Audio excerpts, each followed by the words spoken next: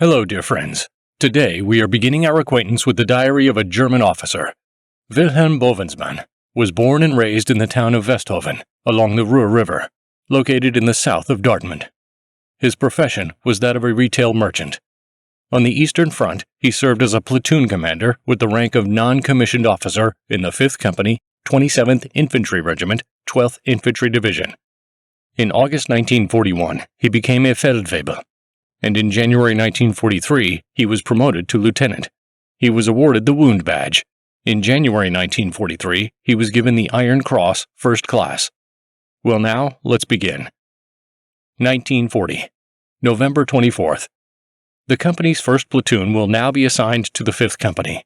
The platoon commander is Oberfeldwebel Jorissen. The squad commanders are non-commissioned officer Hansel and non-commissioned officer Fuchs.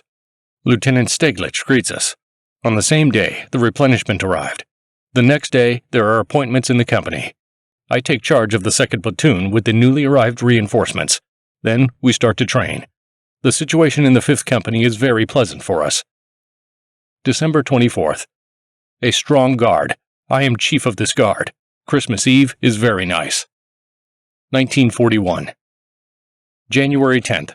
The inspection of the company by the division commander, General von Seydlitz-Kurzbach. March 14th. Heini Hansel and I are leaving for a vacation.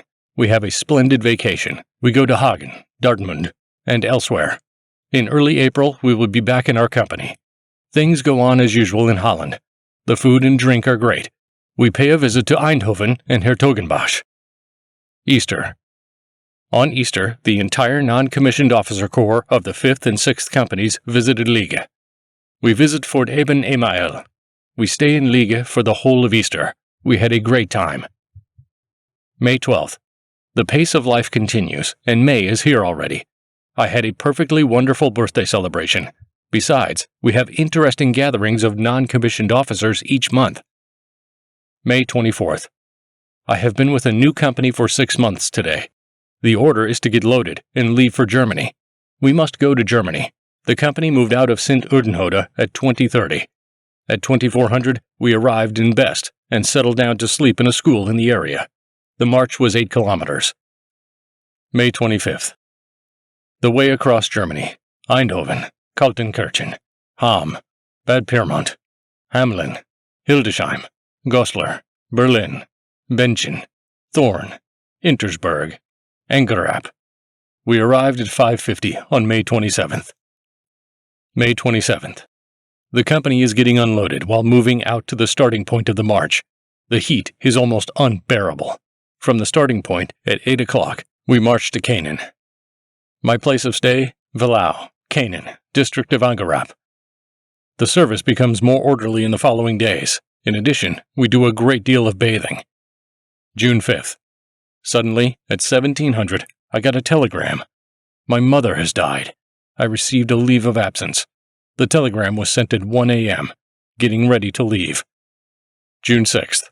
Fortunately, the Führer's adjutant, Major Engel, is going to bring me with him to Berlin on a courier plane, so I have to be at the regimental headquarters at 9 o'clock.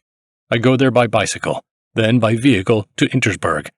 We take off at 10:30 by U-52, and by 12:50 we are already in Berlin. Major Engel drops me off at the station by automobile. June 7th. I arrive at home in Westhofen at 9 o'clock, and the funeral is at 1600. June 8th and 9th. We take care of things together with my father. June 10th.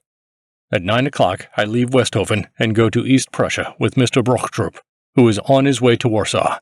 I arrived in Berlin-Charlottenburg at 15:30. At 23:45, I left Berlin-Charlottenburg for Intersberg. June 11th. Arrival in Intersberg by 9:30 and departure from Intersberg at 15:30. Arrival at Angerapp at 16:30. Non-commissioned officer Turo drives me to Canaan. At 17:30, I return to the company. June 12th. My service in the company goes on. June 13th. Lineup. Unexpectedly, the alert is announced, and all of us start to load.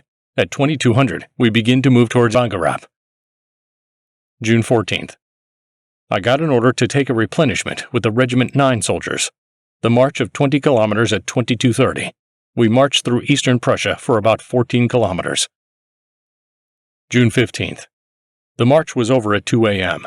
We rest during the daytime, and at night we continue to march. We started at 2300. The night march was about 16 kilometers. June 16th. The night march of 12 kilometers. June 17th. A rest in the cantonment. June 18th. We go out on a long march. Heine Hansel was appointed quartermaster at this time. June 20th. A rest at the cantonment while getting our uniforms in order. Moving forward, every day between 3 and 5 o'clock, a state of high alert. We are given ammunition. June 21st. Instructing the command officer about Russia, and then a friendly meeting. At 2300, we marched to the border at Steinwald. 4 kilometers marched. Kurt Ring, with his engineer sapper squad, reported that he had arrived at the disposal of the company. June 22nd. War against Russia. We take the initial positions. At 3:05, we move across the border, direction to the northwest. In contact with the enemy, an extraordinary pace of advance, 27 kilometers. First day's losses. Stabsfeldwebel Lohmann, Obergefreiter Pacher, Feldwebel Peters, Gefreiter Kronenberg, non-commissioned officer Spilke, and Gefreiter Feldman, all of them wounded. By 1600, we had weathered the first day of the war. Sleeping overnight in the anti-tank trenches, we got ready for the defense. June 23rd. At 4 o'clock in the morning, we moved to the northeast in the direction of Kovno. 20 kilometers were covered. June 24th. The same route, about 18 kilometers. Then a day's halt, and again a march of 13 kilometers. June 25th. At 1 o'clock, we settled down for the night in a barn. The whole battalion is gathered. We repulsed the Russian attack. 16 Russians met their deaths. 10 kilometers were covered. The losses in our company. Feldwebel Neumann and Gefreiter Zimmermann are wounded. Fusilier Reichelt is killed. Fusilier Reichelt is the first fall in our company since the war with Russia. Our commander, Lieutenant Stieglitz, holds a short prayer service before beginning the march. In the 7th Company, Lieutenant Wiebels was killed, and Oberlieutenant Luger was wounded.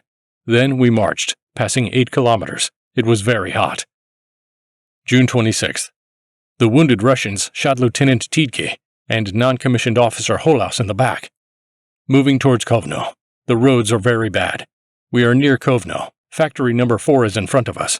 We go through Kovno. While marching through the city, the regiment commander, Oberstlieutenant Kegler, gives the Iron Cross of the 2nd class to our battalion commander, Major Haberhauer. At the 11 a.m. halt, 21 kilometers have been covered. At 16:30, we unexpectedly marched with the mission to guard on the march, taking the height of 68 near the village of Viskenyai. We took the defense and entrenched ourselves for the night. During the night, suddenly, an alert was announced. Our sentry has killed 2 Russians. June 27th. The company marches out. The 1st platoon replaces the 7th Company engaged in the building of a wooden log deck on the road. The heat is intolerable. There is nothing to drink.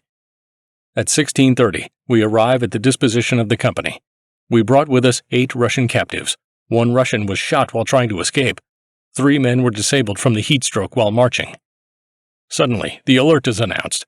At 17:15, the company marches. Having marched for a while, we are entrenched in the woods. A Russian tank brigade is coming. We have to make way for anti-tank guns and so forth. We entrench ourselves. During the night, the mosquitoes are annoying us terribly. It is just unbearable. 19 kilometers were covered. June 28th. We were going to start early in the morning, at 8 o'clock. In fact, we were ready to start at 6 o'clock. Heading in a northeasterly direction. Again, we get a report that there are tanks ahead, forcing a river of some kind using the pontoons. Little Dunkirk. Our Luftwaffe worked very well. A great number of trophies were taken. Anti-aircraft guns, artillery, and tanks.